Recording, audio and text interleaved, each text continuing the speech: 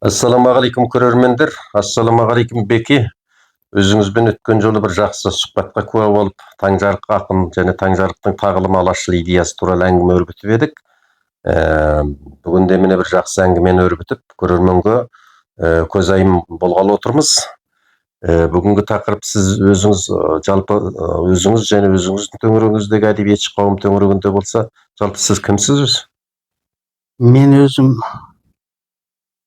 осы бала кезден бастап өзі әдебиетке құштар, әдебиетке бейім, әдебиетке деген өзімнің махаббатым оянған жан ретінде күні бүгінге дейін жақсы әдебиеттің оқырманы болып келе жатқан адам. Әдебиеттің оқырманымын дегенде де енді бір сұрақ туады. Сізді кейде мынау балалар әдебиетінен көріп қаламыз, балалар әдебиеті туралы өлеңдеріңізді. Кейде мына әдебиет тану ғылымында поэзия туралы, поэзияның жаңағы осы теориялық мәселелер туралы толғанысты пайымдауларыңызды, теориялық еңбектеріңізді көріп қаламыз.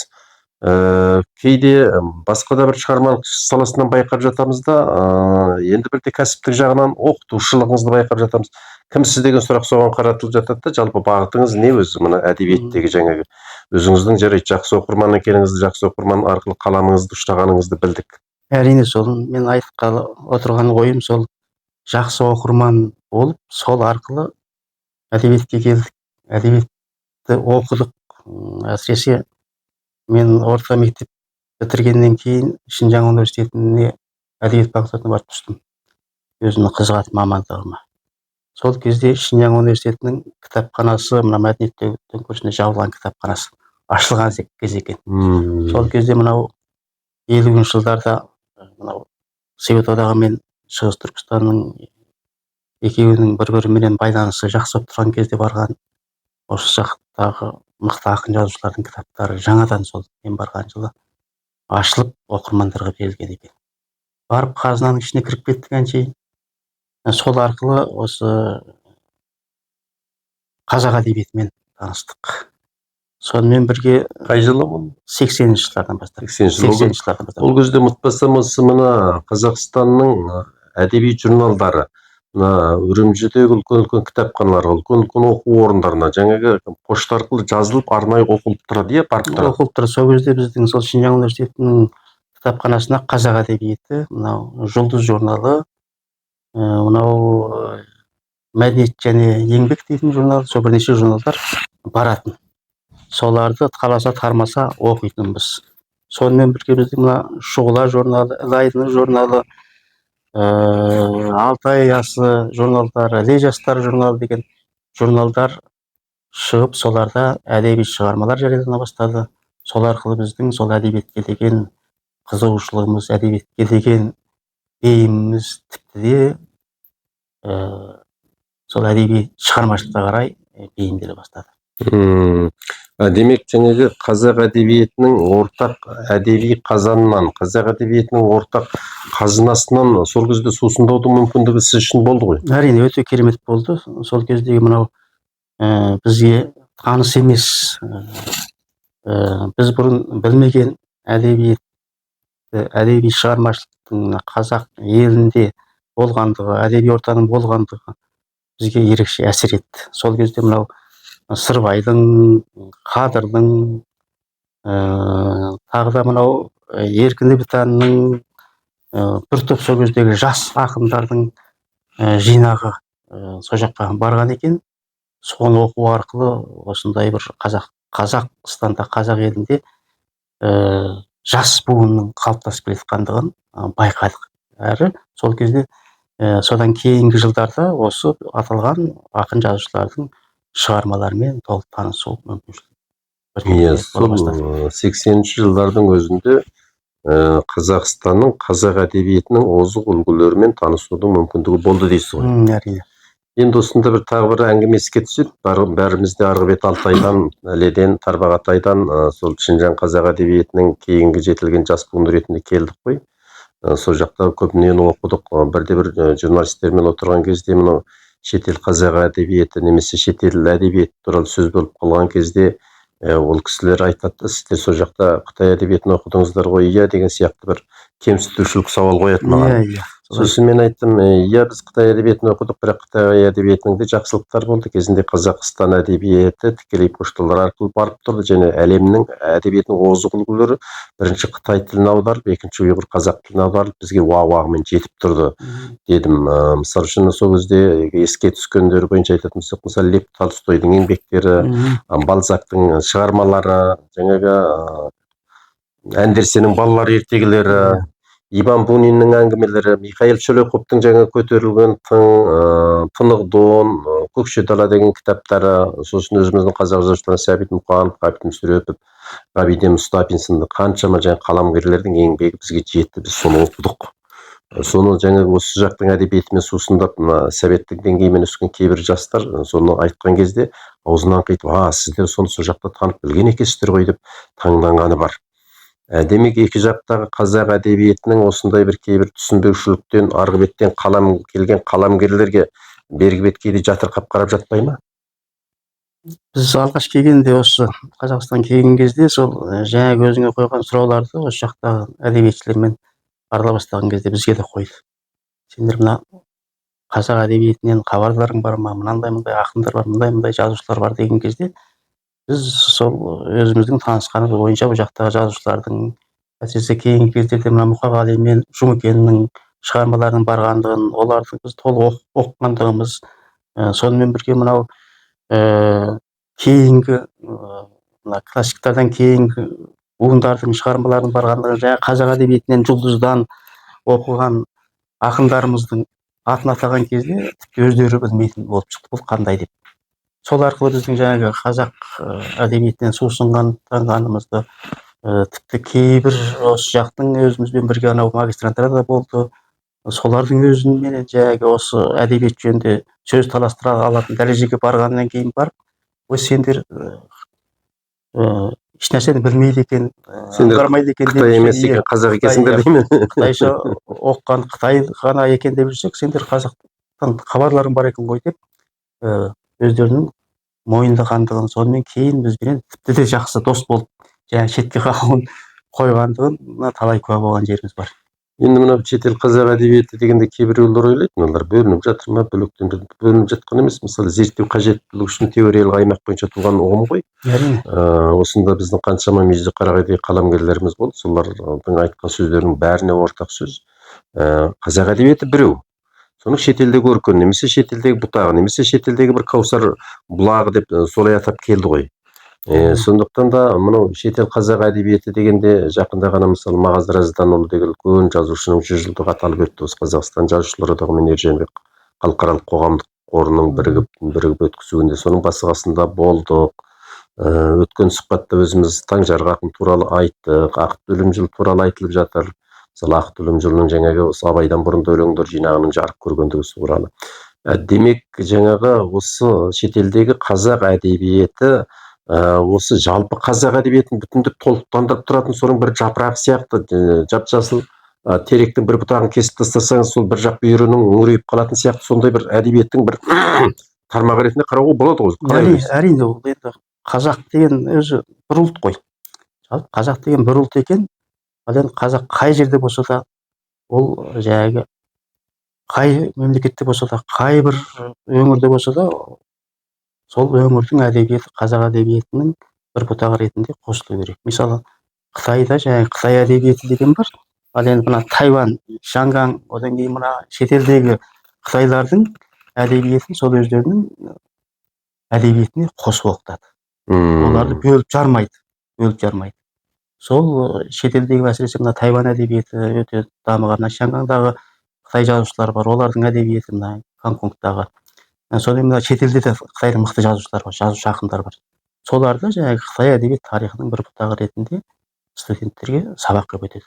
Ал енді бізде де мынау қазақ әдебиетін өткен кезде, мынау қазір Монғолия қазақ әдебиеті, Шинжаң қазақ әдебиеті деп жоғары мектептерде соны арнаулы сабақ өтіп жүр. Жоғарғы оқу орындарында.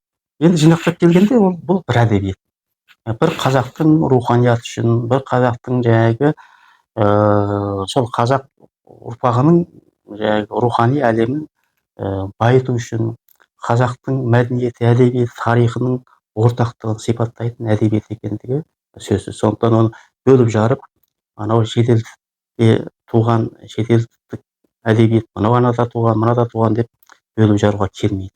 Өйткені қазақ бір, ұлт бір, тіл бір.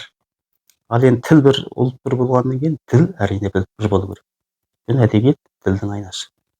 Өте жақсы, Беке. Енді бізде міне сұхбатта филолог Бекқожа Жылқыбекұлы өзінің ойларымен бөлісіп жатыр.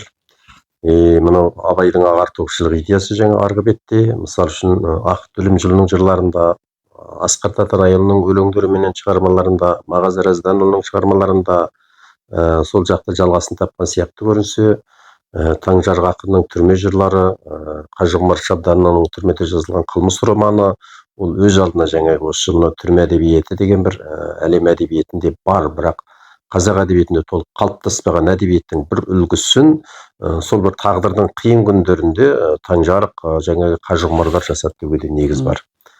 Демек, жаңағы осы тұтастай қарайтын қазақ әдебиеті бүгінде өсіп өркендеп жатыр. Бүгінгі әдебиетке көңіліңіз тола ма? Енді бүгінгі әдебиетке көңіл тола ма, толмай ма деген осы сұрау көп қойылады.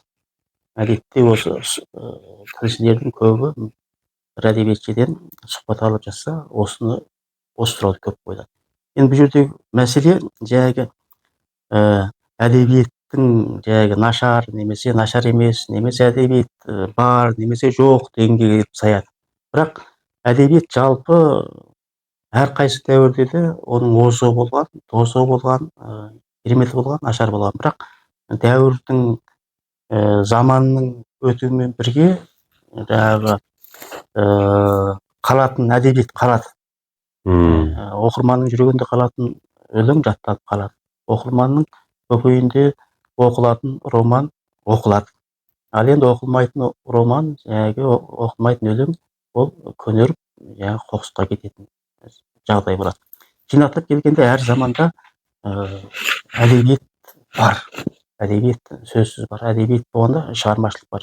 Біздің де кемшілік сол жақсы ақынды, сол замандағы, сол дәуірдегі жақсы жазушыны біз көкке көтеріп, соның шығармасын шынайы әдеби тұрғыдан, шығармашылық тұрғыдан талдап саралап бере алмай отырмыз. Себебі біз жерлесімізді тартамыз, руымыз тартамыз, тағы да басқа өзіңе жақын жүрген адамдарды тартамыз. Мына әсіресе мына Бассоветіндегі кітап шығаратын жерлердегі, әсіресе мынау осы қазанның басындағы шөміш ұстаған кісілерде болатын жаман пиғыл. Енді бұл солардың өзінің шығарған жолы ма, жосыны ма деп қарайын десең, бірақ осындай әділетсіздіктер жалпы мемлекеттік тұрғыда, үлкен кітап шығару, саяси тұрғыда байқалып баратын жағдайлар өте жиі ұшырайды. Соған қарап, жаңағы мына жерде әдебиет бар екен, мына жерде әдебиет жоқ екен деп кесіп айтуға келмейді. Бірақ қазіргі кезде жақсы жазушылар, жақсы ақындар, жақсы шығармалар бар.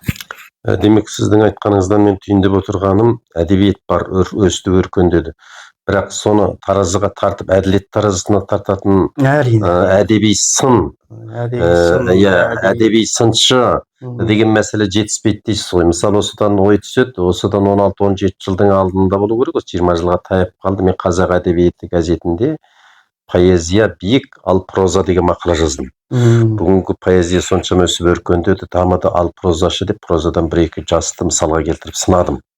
Сол-ақ екен, жаңағылар менің соңыма түсіп алып бірнеше жерде сұхбат беріп, оны біреулер айтақтап, оны бүйтіпті деп, анадан әдеби сыннан емес, әдебиеттен емес, шығармадан іздемей мәселені, қайтты жаңағы сіз айтқан жаңағы топтық, ұрулық, жерлестік, басқа бір планетада тұрып қараған сияқты көзқарастарды үйіп төгіп, жаңағындай бір бықсым әрекеттермен шұғылданған белгілі қаламгерлерге мен өзім куә болып едім.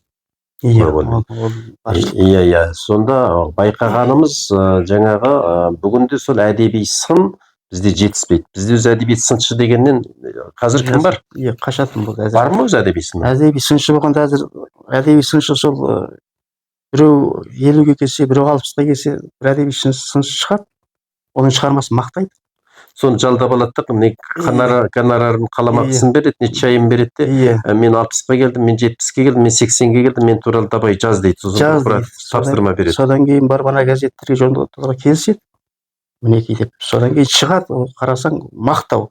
Жаңағы сондай газеттерді, әдеби газет, журналдарды оқып отырсаңыз, сол жаңағы дөңгелегі жас мерейтойдан ара салмайтын мақалалар. Жаңағы мына шынайы поэзияны талдаған, шынайы мына прозалық шығармаларына жақсы жазып жатқан, жақсы шығармалар бір бұрышта қарады да, сондай жолын тапқан, ыңғайын келтірген шығармалар мақталып жатады. Енді шығармалардың арт жағында кім тұрғанын өзіңіз білесіз.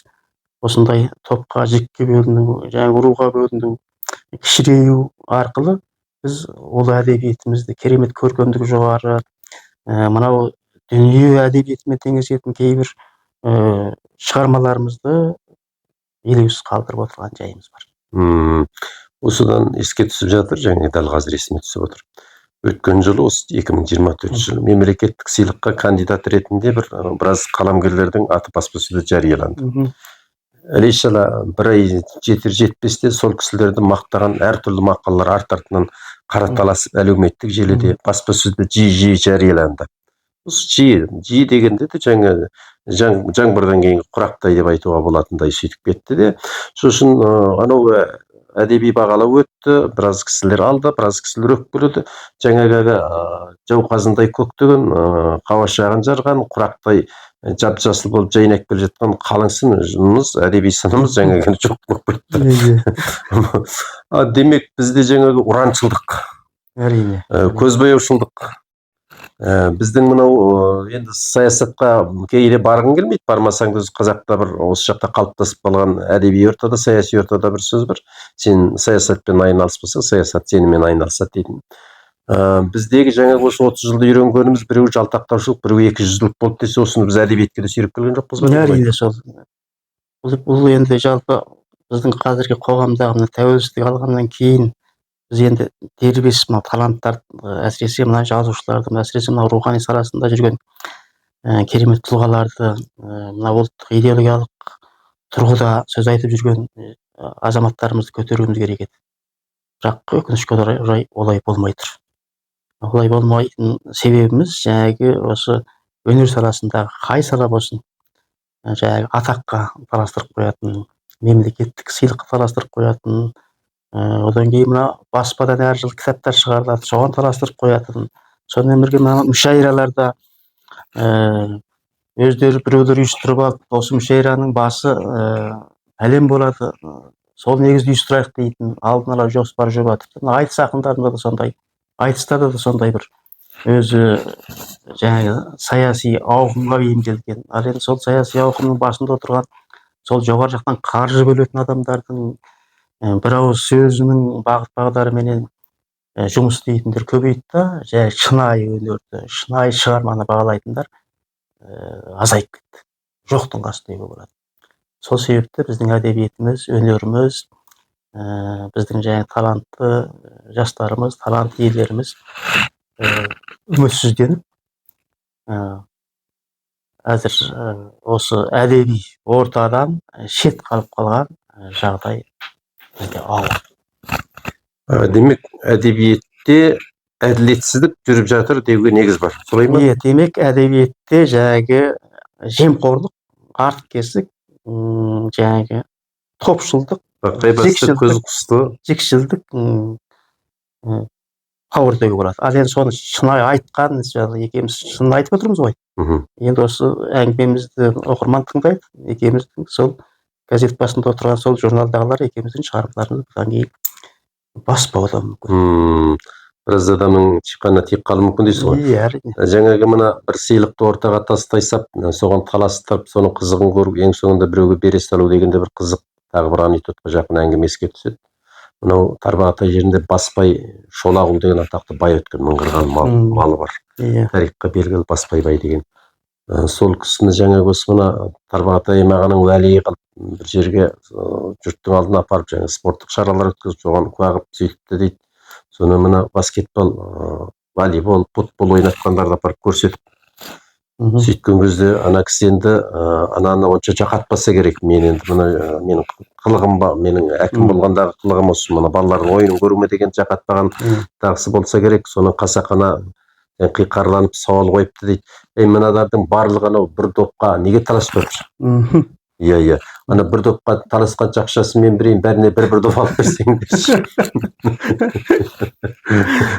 деп айтыпты деп оны жұрттар жаңағы баспайдың сауатсыз білімсіздігінен көргендей болады. Бірақ ол кісінің айтпақшысы, жерде осындай спорттық шаралар кеңінен ұйымдастырылса, халықтың арасында болса, оған барып менің барып қарауымның, бақылауымның қажеті жоқ еді деген жағдайда, ал жаңағы сияқты біздің осы сыйлыққа, осы біздің мемлекеттік сыйлық болсын, осы әдеби сыйлық болсын, басқа мемлекет ішінде жүріп жататын соңғы кездерде жаңағы аспаннан қаңылтыр жуғандай қаның бұйырып жататын жаңағы наградалардың кейбіреуіне қараған кезде тура осы баспайдың осы әңгімесі еске түседі. Жаңағы мынадарға таластырғанша бере салсаңшы деп жаңағындай топтық сыйлық бере салатын бір дәстүрдер қалыптасты ғой соңғы кезде. Әдебиетте де, саяси жағымызда да, басқа қоғамдық әлеуметтік ортада да солай емес. Сол мынау ол енді үлкен ірі жағынан айтсақ дәл солай. Ал енді ұсақ жағынан мысалы қазір мына әлеуметтік желі бар, Facebook бар, Instagram бар, тағы басқа осы әлеуметтік желілер. Сода мысалы бір жақсы өлең жарияланса үнсіз қалады көп адам. Мысалы жақтырмайтын ана тобындағы өзінен сырт басқа топтың адам шығармасы болса оған үндемейді. Одан кейін анау сол кейбір біреулер бар, өлеңін жариялай салады, немесе әңгімесін жариялай салады да, соған кім мақтайды екен деп отырады. Кім мақтайды екен, мынаған кім лайық басады екен деп соны аңдып отыратын қаламгерлер бар. Ал енді оған сен сын айтып, жаңағы мына жолыңдағы, мына өлеңдегі, мына былай екен, логикалық қарама-қайшылық бар екен, мына шумағында грамматикалық байланыс жоқ екен, мына сөзіңіз мына жерге келмейді деп бір ауыз сын айтып болсақ, пәле қаласың. Сөйтіп, жаңағы өзін мақтауды ғана күтетін. Ал енді шынайы әдебиеттің шынайы көркемдік тұрғысынан бағаласа екен деп отыратын жазушы, ақындар бізде азайып кетті. Әсіресе мына жастарда осы ауру ағаларынан жұқты ма білмеймін, кейінгі кезде жастарда осыған бейімделіп бара жатыр. Бұл біздің болашақ жазушыларымыз үшін, ақындарымыз үшін өте қауіпті жағдай.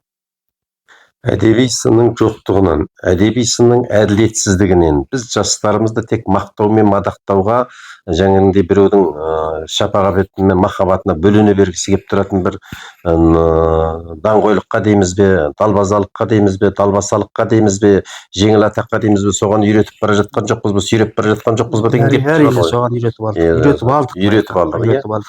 Бұл өте қиын жағдай. Ал енді өзіңіз мына кейде бір Қытай тіліндегі ақындардың өлеңін тәржіме жасағаныңызды көреміз. Сосын мына жаңа заман әдебиетінің кейбір талаптары негізінде бір өлеңдерге талдау жасап жатасыз. Осы өзіңіздің осы көзқарастарыңыз, осы әдеби пайымдарыңыз туралы айтыңызшы. Енді мен мынау Қытай өлеңдерінен қазір 100-ден астам өлең аудардым. Қытайдың бұрынғы ақындары болсын, кейінгі ақындар болсын, мықты ақындар баршылық. Енді бұлардың мына Қытай поэзиясының тарихи тұрғысынан алғанда таң дәуіріндегі ақындар керемет мықты ақын болған. Мысалы 3000-нан астам ақын болған. Соның ішінде 300 ақын өте әйгілі болған. Енді бұл таң дәуірі жаңағы Қытай поэзиясының ең биік шыңына шыққан дәуір деп есептелінеді. 600 жылдан 900 жылға дейін 300 жыл аралығында.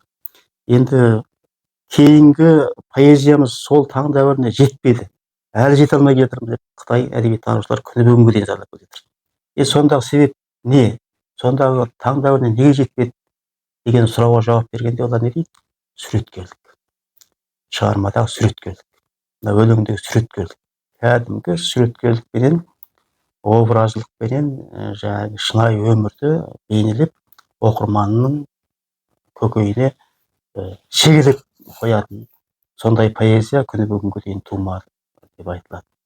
Енді осы тұрғыдан біздің мына қазақ әдебиетінде де кейінгі кездердегі, осы жақынғы кездердегі, мынау Совет одағы кезіндегі әдебиетімізде де осы суреткерлікпенен, ішкі өзінің бүкпелеу иіріміменен көзге түскен ақындар өте мол. Мысалы Жұмекеннің өлеңдері шетінен керемет деп айтуға болады. Сол сияқты ақындар баршылық. Сол сияқты шығармаларды олардың өте көптеу болады. Бірақ сол шынайы әдебиеттің жаңағы суреткерлігін, бүкпелеу сипатын түсінбей, мынау саяси ауқымға берілетін саяси лирика дейтін бір нәрсе шықты да, мына Совет одағының идеологиясын дәріптейтін. Тек қана ұйқаспенен ойды бейнелейді. Ол ұйқаспен ойды бейнелеу деген сөз жаңағы ойды тақпақтап бейнелеу деген сөз. Ол бейнелеудің бір түрі. Мысалы жаңағы баяндау, пайымдау, суреттеу, лирика десек, ал енді жаңағы тақпақтап бейнелеу. Одан кейін бүкпелеу жаңағы. Осы сияқты жаңағы ойды бейнелеудің бір түрі. Бұны көп ақындар өлең деп жүр. Онда суреткерлік жоқ, тек қана ұйқасын алып тастаған қара сөз болып шыға келеді. Міне осы тұрғыдан қарағанда біздің шығармаларымыздың көркемдік деңгейін өлшеуде қазір өлшем ұйқас болып қалды. Сол себепті бізде әлаулайды жазатын ақындар көбейіп кетті де, шынайы поэзияны түсінетін ақындарымыз өте аз деп ойлаймын. Мынау осы сөзді естігенде жаңа Қытай әдебиет дегенде мысалы үшін анау ағарған шашы мың құлаш қайғымды жетпес орауға деген ішкі образ, ішкі сурет, ішкі тереңдік. Сосын өткенде мынау Мағазаразданның 100 жылдығы болып, сонда ана бір бейнебаян көрсетіліп, марқұм Омарғазы Айтан айтып жатыр. Мағазараздан ұлының жаңағы мынау Асқар Татанайұлы қайтыс болған кезде жазған өлең еді деп. Қарқара құстың қайтқаны, сүреңсіз күздің болғаны деп, сонда жаңағы Омарғазы Айтан осы 2 тармаққа тоқталып айтып жатыр. Сонда қарқара құс деген не? Мына тырнаның ішіндегі ерекше қауырсыны бар, бір түрі сол қарқара деп айтады да, соның ерекше қауырсыны мына қаншалардың мына тәж киіміне тағады дейді. Сонда қарқара құс қайтты деген сөз әдебиеттің пайғамбарына баларлық сондай бір тәж киген үлкен патшасы кетті. Сонымен сүреңсіз күз келді деген мағынада айтып жатыр деп, сол бір 2 тармақты жаңағындай Омарғазы Айтанұлы түсіндіріп жатыр. Сіздің айтқаныңыздан мен осы өлең сөздің ішкі иірімі дегенде осылай түсініп жатырмын. Қалай ойлайсыз? Дұрыс. Бұл енді жалпы сол шығарманы, жалпы әдеби шығарманы, көркем шығарманы жаңағы көркемдік тұрғыдан талдау, көркемдік тұрғыдан түсіну, жаңағы әдебиетшілер, оқырмандар үшін ғана емес, әдебиетшілер үшін өте маңызды. Өйткені ол шығарма тудыратын адам, өйткені ол шығарманы жарататын адам. Шығарманы жарататын адам сондай әдебиеттің, көркем әдебиеттің ерекшеліктерін, көркем әдебиеттердің белгісін білмесе, оның шығармасы өз кезінде шығарма болып шыққанымен кейін қоқырсыққа айналып барады деген сөз. Мен осы тұрғыдан өзім поэзия теориясын зерттеп, кандидаттығымды осы тақырыпта қорғадым. Сол негізде өлеңнің өзегі дейтін монографиямды шығардым. Осында осы өлеңдерді түрге бөлу, өлеңнің ішкі иіріміне үңілу, ал енді сыртқы жаңағы ұйқас, буын-буынақ шумақтың ол тек қана өлеңнің сазылық қана тұрғысынан жауап беретіндігі, ол өлеңнің жаңағы көркемдігін күшейтетін бір-ақ белгі екендігі. Ал одан басқа толып жатқан белгілер көп. Біздің көп ақындарымыз бір белгісіне ғана тоқталады да, қалған жақтарына көңіл бөлмейді. Сол себепті мынау бұрынғы мына Зәки Ахметтің өлең сөзінің теориясы дейтін шығармасында көбінесе өлеңнің сыртқы құрылымдық мәселелерін ортаға қояды да, соны талдап, сол негіздегі өлеңді талдайды. Ал енді біздің қазіргі теориямыз олай болмау керек. Қазіргі теориямыз өлеңнің ішкі мәндік, ішкі ерекшелігіне, ішкі суреткерлік, бүкпелеу негізіндегі шынайы көркем әдебиетке, шынайы оқырманның ойынан шығатын көркем туындыларға қарай бағытталады. Ал сіз айтып отырған талапты қанағаттандыратын қандай ақындарды айтасыз? Енді ол осы талаптарды қанағаттандыратын әзір Қазақстандағы бірден бір ақын деп айтуға болады. Мына бұрынғы ақындардан Жұмекеннің өлеңдері осы талапты қанағаттандырады. Енді Мұқағали Мақатаевтың өлеңдерін бір 70% қанағаттандырады екен. 30% жаңағы жеңіл ән етіп айтуға жаңағы логикалық қисын тұрғысынан жазылған өлеңдер. Енді олардың көркемдігі сол ұйқас негізінде, бірақ ойының жаңағы логикалық қисыны бар, бірақ жаңағы көркемдік тұрғыға салған кезде өте ашық, анық айтылып кетеді. Енді поэзияда жалпы өте ашық айтылу болмайды. Біраз бүкпелеп қалу керек. Біраз болғанда, мына батыстың өлең зерттеушілерінің айтуында, пікірлерінде өлеңнің 30% бүкпелену керек. Суреткерлік тұрғыда 30% бүкпеленіп қалу керек. 30%-дан арасы келсе, өте күңгірт болып келсе де болмайды. Сол 30%-ның төңірегінде бүкпелену керек. Өйткені оқырман анау өлеңді оқығаннан кейін бейне өлең музыканы тыңдаймыз ғой, күй тыңдаймыз ғой. Мысалы күйде тіл жоқ қой. Бірақ сол күй тыңдап отырып, біз қиялымыз қиырға кетеді. Мысалы суретті көреміз. Бір керемет суреттерді көріп. Сол суретті көріп, онда саған сөйлеп жатқан жоқ. Соны көріп, қиялымыз санау басқа бір жаққа кетеді. Алдыңғы болашақта немесе өткен бір өміріміз есімізге түсіп кетеді. Өлең де солай болу керек, меніңше болғанда. Сол өлеңді оқығаннан кейін сен жаңағы түпсіз қиялға беріліп, өзіңнің өмір тәжірибеңмен қорытып, ары қарай содан бір ләззат алуың керек. Ал енді сыдыртып, жаңағы ұйқаспен әлаулайды, қалаулайды деп оқып шығып кеткен өлеңіңіз жаңағы хабар ошардан ешқандай фарқсыз болады. Хабар оқыған сияқты. Саған біртүрлі информация береді. Ал енді жаңағы суреткер өлеңдер олай емес. Ол саған шынайы ләззат сыйлайды. Бұны кейбір мына өлең теориясын зерттеп жүрген зерттелмендер айтатыны бар. Мысалы, жаңағы мынау аштықтан, мысалы күріштен палау басуға болады. Күріштен палау басып жеуге болады. Ол енді қарның тояды. Ал енді күрішті ашытып шарап алуға болады. Шарапты ашытып, Қытайларда сондай шарап алады. Ал енді шарап ішсең, сен бір кайф дүние көресің, керемет бір өзіңнің қиял әлемін жасайсың. Ал енді өлең сол жаңағы күріштен шарап ашытып алып оқырманға берген сияқты. Ал енді жаңағы күріштен палау бассаң, қарын тойғызасың оқырман. Ол бейне жаңағы хабар ошар сияқты. Жақсы, бейнелеу екен. Енді жаңағы Жұмекен Мұқағали туралы айтып жатсыз ғой, сонда есіме түсіп жатыр. Мына Қадыр ақын айтады: Жұмекендей жазу керек еңбекті, оны дағы қайғымен чермеңдетті. Чегіп чылымды жазып ол кетті. Дейді, Мұқағали туралы айтады: Шарап шабыт көрсетпеді ертеңді, екеуінің ортасында өрттенді. Мүмкін болмай ғұмырымен дәлелдеу, Мұқағали қазақ қана ерте өлді дейді. Сонда бұны замандастың бағасы дейміз бе, жоқ сол дәуірдің көзімен қараған бір жыр дейміз бе, жоқ Қадырдың өзінің ағайындарына көңілі толған немесе толмай қалған бақасты күндестігі деп қараймыз ба, қалай ойлайсыз? Енді бұл Қадырдың жаңағы айтқыштығы ерекше ғой. Қадырдың әр қандай ортадағы айтқан жаңағы әзілдері, кейбір арнау өлеңдері дәл тауып айтылған. Осы Қадырдың сол өзінің жаңағы бәсекелестері болған ғой, жаңағы Жұмекен да, жаңағы Мұқағали да Қадырдың берген бағасы өте орынды. Ал Қадырдың өзі де мысалы, өзінде жаңа сіз айтқан ішкі иірім бар ма, мен соны сұрайын. Өзінде жаңағы Қадырдың өлеңдерінде жаңағы екіге бөліп қарастыруға болады. Бағана мен теориялық мәселе тұрғысынан талдау керек дедім ғой. Осы Қадырдың өлеңдерінде де Қадырдың жаңағы суреткерлікке, жаңағы бүкпелеуге бейімдеп жазған өлеңдерде бірқатар. Ал енді жаңағы тек қана ең соңында тық еткізетін философиялық ойды беретін өлеңдерде бірқатар. Осындай философиялық өлеңдерді Қадыр бір мезгіл жазды. Бірақ ол өлеңдерді оқысаң, жаңағы философ Қадыр, философ.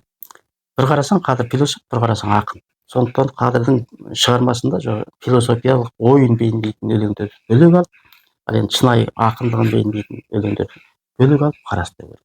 Сонда шынайы суреткерлігіменен, бүкпелеуіменен жазылған өлеңдер Қадырдың шынайы ақындығын көрсетеді. Ал енді жаңағы Қадырдың философиялық даналығын көрсетеді, парасаттылығын көрсететін өлеңдер бөлек. Сондықтан да мен өзі Қадырды философ әрі ақын деп есептеймін. Себебі Қадырда жаңағы философиялық ой айту иірімдері өте терең. Оның анау қанатты сөздер қандай терең. Өлеңдерінде де сондай иірімдер бар. Байқап отырсаңыз, сол соңғы жолында екі жолына тық еткізіп сыйдыратын ойлардың көбі жаңағы философиялық ой менен ұштасып жатады. Сол себепті Қадырды философ деп айтуға болады. Ал енді бұл жаңағы Абайда да бар. Қадыр Абайды сол 100 жылдан кейін, 100 жылдан кейін қайталаған тұлға деп есептеуге болады. Абайда да жаңағы философиялық ой айтқыштар бар, ақындық бар. Қадырда да ой айтқыштық бар, ақындық бар.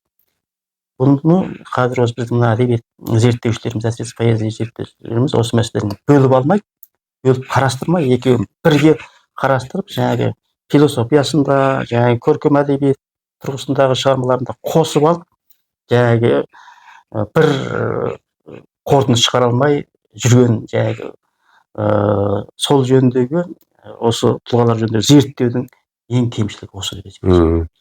Енді сіз мына сұхбатымыздың басында бастап едік, сіз жалпы кімсіз деп. Енді қарап отырмыз бағанағы әңгімеңізден бері өлеңнің өзегі деген жаңағы үлкен өлең талдау туралы, өлеңнің теориялық шарт ішкі туралы теориялық еңбек жазғаныңызды айттыңыз, онсыз да білеміз. Өзіңіз де өлең жазасыз, ал өзіңіздің өлеңіңіз осы талаптардың қайсысына сәйкес келеді деп айтамыз. Енді мен мынау бағана айттым, ойды бейнелеу тәсілдері деген. Осы жақында ой сезімді бейнелеу тәсілдері дейтін тағы да бір монография шықты. Ой сезімді бейнелеу тәсілдері дейтін. Бұнда жаңағы мынау көп әдебиетшілер көбінесе жаңағы ойды бейнелеу, ой сезімді бейнелеу тәсілдері, шығармашылық шеберлік, тілді көркемдеу амалдар дейтін 3 жік бар. Осы 3 жікті бір-бірінен ажырата алмай алжасатын жағдай болады. Енді осындағы мәселе осыны ажырата білсе, осыларды өзіндік орнына қоя білсе, жаңағы прозалық шығармалар болсын, поэзиялық шығармалар болсын, тіпті драмалық шығармалар болсын, өзінің жаңағы жағы менен, шағы менен, өзінің көркемдеу амалдары менен, өзінің жаңағы тілді көркемдеу тәсілдері менен керемет ұтымды іс жүргізуіне болады дейді. Енді мен өзім сол әдебиетке жақын адам болып, кейінгі кезде де осы поэзиялық шығармаларды жазуға бейімделген кезде менің сол Қытайда ұстаз тұтқан адам бірден бір Задақан Мыңбай болды. Задақан Мыңбай өлеңдерін сол оқып жүргеннен бастап Задақанның шығармаларын ішкі құрылымдық, көркемдік жақтарын көп зерттеп, осы жөнінде көп іздендім де Задақанды ұстаз тұттым. Бұндағы Задақанның шығармашылығында көбінесе Задақан Мыңбай жаңағы көркемдік, шындық, одан кейін оған оқырманға беретін тәжірибе сабағы болады. Біз өзекті ой қойып жүрміз ғой. Өзекті ой ол социалистік реализмнің тапқырлығы, бірақ тәжірибе сабақ. Осы мәселе үшеуі бір-бірімен жымдасқан кезде адамға, оқырманға ой салады. Ал енді оның біреу кем болса, жаңағы ол өлең мүгедек. Беке, сөзіңізді бөлейін, есіме түсіп кетті. Задақанның өлеңі дегенде, Задақанның өлеңі есіме түсіп кетті. Задақанның отыншы дегенде, ей отыншы, қыршын талды қимашы, жұп торғайды үркітпеші қумашы, үркісет торғай құлап түссе, бір шыбық селкетемін, тұла бойым түршігіп, неге десең мен дайырылған жұбымнан жас үмітім қыршыннан қиылған дейтін бір өлең жолдары бар еді. Иә, сол осы Задақанды өзіңізге ұстаз тұттыңыз. Осында дәл осы Задақанның осы өлеңінде жаңағы бүкпілеу жатып. Жерде тал, жаңағы торғайды үркіткен, одан басқа адам жоқ. Табиғат, таза табиғат. Осы таза табиғатты жаңағы бір-бірімен жаңағы сәйкестіріп, өзінің көңіл күйін соған сіңдіріп отыр. Елдің барлығы осы өлеңді жақсы көреді. Не үшін жақсы көреді? Әрине бұнда жаңағы шындық бар. Жаңағы тал мен торғайдың ортасындағы шындық бар. Әрине осыны жаңағы логикалық қисынға келтіріп, басы бар, аяғы бар, жаңағы шап-шағын ғана бір жұп-жұмыр өлең жасауда көркемдік тәсілді өте ұтымды пайдаланған. Ал енді одан шығатын жаңағы қорытынды тәжірибе сабақ, жаңағы қалды қиған адам не болады? Торғайды күткен адам не болады? Бұның ар жағында жаңағы адамның этикасы жатыр. Міне сол арқылы адам өзі ойланады, толғанады. Міне осындай өлеңнің өзіндік құпиялықтарын өзімше меңгергеннен кейін менде сол кішкене күңгірттеу өлеңдерді тамам бейімдеу болудағы өлеңдерінде кішкене күңгірт жазады. Оны кейбір оқырмандар күні бүгінге дейін маған қарсы, сіз өлеңдеріңіз күңгірт, біз түсінбейміз дейді. мүмкін енді ол мен айтқан 30%-дан ары болып кеткен шығар, бірақ мен өзім ол өлеңдерді сол өзімнің қиялыма, өзімнің түсінігіме, өлең түсінігіме негізделіп жазамын. Бүгінге дейін бірнеше жинақтарым шықты. Біраз әдебиетшілермен өлең танитын, шынайы әдебиетшілерден жақсы бағаларымды алдым. Ал енді тақпақ жазатын, қалаулай зерттейтін әдебиеттанушылардан сын естідім деген сияқты сөйтіп келе жатқан жайымыз бар. Өйткені әдебиетте ол бір ғана бағыт емес, бірнеше бағыт болады. Бірнеше ағым болады. Сол ағымның мысалы мен біреуінден, өзің біреуіндесің, тағы біреуінде. Ал енді бірін-бірі жоққа шығаруға келмейді. Өйткені әдебиет сол арқылы көп салалы, көп бағыт негізінде дамиды. Енді жаңағы сіздің өлеңдеріңізді оқып тұрамыз әрине. Үш өлең жазсаңыз, екеуін сүйіп оқып бармағымыз шошайтып қоямыз да, біреуін түсінбей қалғанын үндемей қаламыз. Иә, сол. Демек біз 20-не жетпей жатыр екенбіз ғой. Сол енді мүмкін менің кемшілігім шығар, мүмкін оқырманның кемшілігі шығар. О жағын енді көретін шығар. Иә, оны бәрін болашақ айтады. Біз енді мына оқырманға, тыңдарманға, көрерменге қызық болсын деп те кейбір сауалдарды солай жүргізіп отырамыз. Жалпы енді мынау эфиріміздің соңына келіп қалдық. Не айтасыз? Енді жалпы алғанда мен өзім сол әдебиет саласындағы бір азамат ретінде, әсіресе мына өлең теориясын зерттеп шығарған еңбектерімнің, жазған мақалаларымның, өзімнің өмірден тәжірибе қорытындылаған, өзімнің ой түйгендерімнен жинақтайтын түйінім, жалпы мына бізден кейінгі жас буын, әсіресе әдебиетке келген жас буын, дайындықсыз келмес екен. Ерекше дайындықпен әдебиеттің, шығармашылықтың шынайы мән мағынасын түсініп келсе екен, қара керіп атақ құмарлыққа салынбас екен, атақ құмарлықпен мен ақын боламын, мен жазушы боламын деп кетпес екен деген ойымды айтқым келеді. Ал енді алғашқы кезде бәріміз де еліктедік біреуге, бәріміз де біреудің артынан іліп, біреуді пір тұттық. Ол алғашқы кезде болады. Жаттығу сана деген кезде болады. Осы поэзия жасамайтын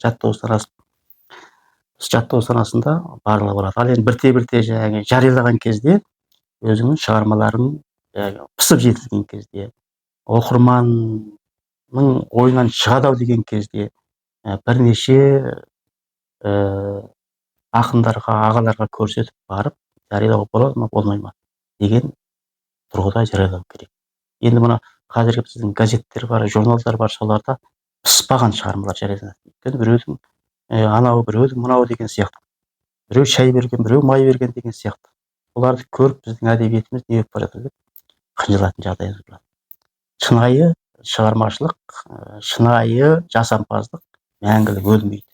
Біз сол шынайы жасампаз тұлғаның, шынайы шығарманың жақтасы болуға әрқашан дайынбыз. Рахмет Беке, сұхбатыңызға, ойлы әңгімелеріңізге. Бүгін міне бізбен сұхбатта болған, бізбен әңгімеде болған филология ғылымдарының кандидаты, әдебиеттанушы, ғалым, ақын, жазушы, публицист Бекқожа Жылқыбекұлы, бізбен бірге болғаныңызға көп рахмет. Еліміз аман, жұртымыз тыныш болып, сол тыныш бейбіт елдің құшағында қаламыңызды қару етіп, ағалығыңызды, ұстаздығыңызды шәкірттері арасында аспандағы ай мен күндей жарқыратып, жайнап сәулеңізді шаша беріңіз. Ой, бәрекелді, рахмет, жақсы. Жақсы, аман болыңыз, жақсы.